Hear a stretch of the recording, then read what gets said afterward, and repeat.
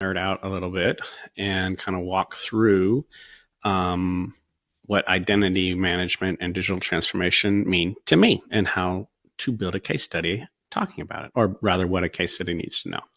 Let me get rid of my little face down here. Okay, so there's three things that we look at: the interface, the process, and where the data lives. And so typically what happens is we start with the user in mind, in this case, the BVI citizen, and then the government provides a number of services to those citizens. And those citizens interact with those government organizations through paper. That's the traditional way. That's what's happening right now on the vast majority of it. And that paper is stored in filing cabinets somewhere. But each one of these guys owns their own data, and they own the relationship with that user. And so your citizens have to have relationships with each and every single one of these offices, which is bad. So here's what's happening. You've got organizations own the citizens' data, not the citizens. There's a negative user experience. There's a lack of efficiency, and there's a high risk of disruption, meaning the system begins to fail. In addition, hey, it's better than nothing. So let's look at what's different with a digital interface, still manual process and still siloed data. This is where we are right now with where the BVI is thinking, hey, let's replace paper forms with online forms, and then we'll store them in databases. Better, but also worse, because it's a better user experience that I don't have to go someplace and fill out a form. But it's still frustrating because the technology never works the way we think it is, and we are making promises that we're not keeping. We're still having a lack of efficiency. We actually have a higher risk of disruption, and now it's even more expensive. At least that paperwork was cheap. At least we just store it places, but still not good. So this is what most people think digital transformation is. Digital interface, not a digital process. So and by the way, the user still doesn't own their data. They're still being held hostage by those organizations. So let's look at a digital interface, digital process, but still siloed data.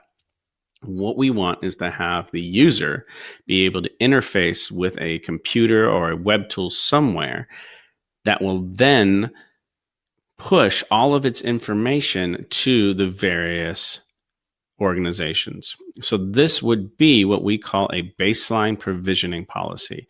This is all those basic stuff that every single one of them need: name, social security number, et cetera, et cetera, et cetera. All of that they put in once, and then that gets provisioned to all of the other applications. Now, we're not managing those other applications. All of the government organizations still control all the data. It's just that they're receiving that data in the form of a baseline provisioning policy.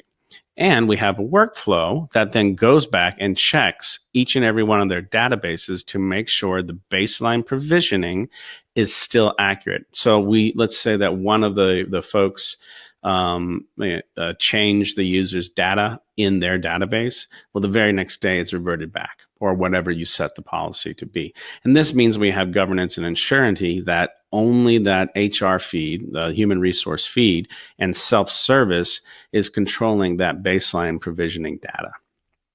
Pretty cool, because now we have a better user experience. You want to reset your passwords? Fine. You want to modify your home address? Fine. Boom, boom, boom. Better efficiency. This is all happening behind the scenes. You're not waiting on anyone. Far less risk of disruption. It is still more expensive to maintain. So let's get to the last part, where the user actually gets to own their data. So we do the HR feed, we do the baseline provisioning, we have the workflow going, but now each and every one of these organizations are using a web tool. They have some kind of thing. And what we do is now we can pool all of that information to a third-party application, a user dashboard, of some kind, and allows self-service. This is when you get to a single application that manages everything, or at least has data into everything, because you don't really want to go and build a giant enterprise software package when there's a lot of smaller packages that you could be using to meet each one of these demands. So a user interface with self-service that in combination with baseline provisioning policies means that the looks like I did my animation wrong and I added the firewalls rather than taking them away. Good job, me. Anyway, you get the best user experience possible. You have amazing efficiency. You have a low risk for disruption, more expensive to maintain, and it pays for itself through cost reductions. And here is a case study. We've done this before. This is the company that I worked with for 13 years. Then I sold my company. We managed 400,000 people, 400,000 identities, over 14 countries and 3 data centers. There were over 350 applications running. That means that there's 350 folks, 350 organizations, 350 strategic needed applications. In addition, we had it took about 5 years to fully deploy this solution. It didn't cost $9 million, which is where I'm at here right now, the annual budget, but that is what they did after the thing was rocking and rolling and all over the entire world. It was pretty cool.